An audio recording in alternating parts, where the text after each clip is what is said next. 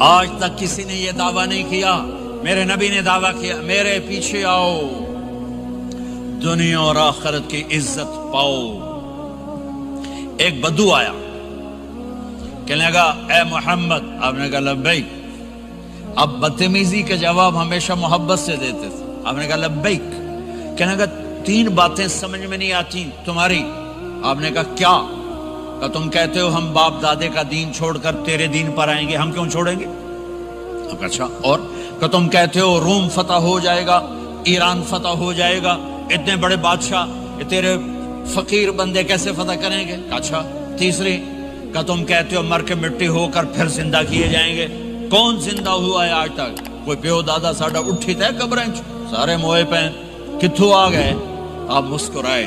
آپ نے کہا لعلک تطول بک الحیا، انشاءاللہ تیری زندگی لمبی ہوگی تو دیکھے گا سارا عرب میرا کلمہ پڑھے گا، ایران اور روم بھی ٹوٹ کے آئے گا، اور باقی رہے گی تیسری بات مر کے اٹھنے والی، تو اس دن تیرا ہاتھ پکڑ کے تجھے بتاؤں گا۔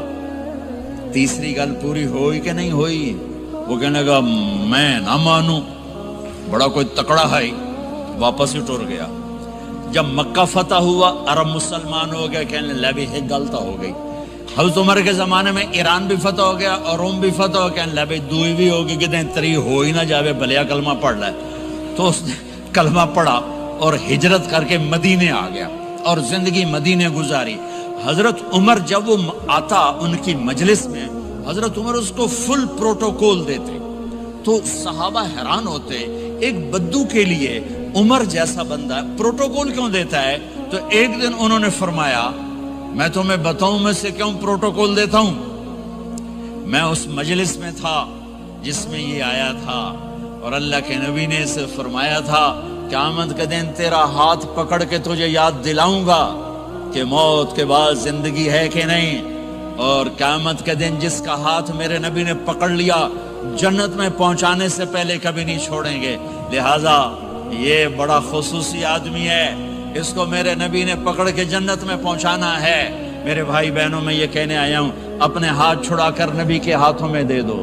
میرے نبی ایک خوبصورت زندگی لے کر آئے جس میں کچھ حصہ عبادات، مختصر عبادات ہیں، نماز 5 وقت ہے، باقی کچھ نہیں، روزہ سال کے بعد ہے، وہ ابھی آ رہا ہے۔ میرے نبی پہ 9 رمضان آئے، 9 میرے نبی پر 9 رمضان آئے۔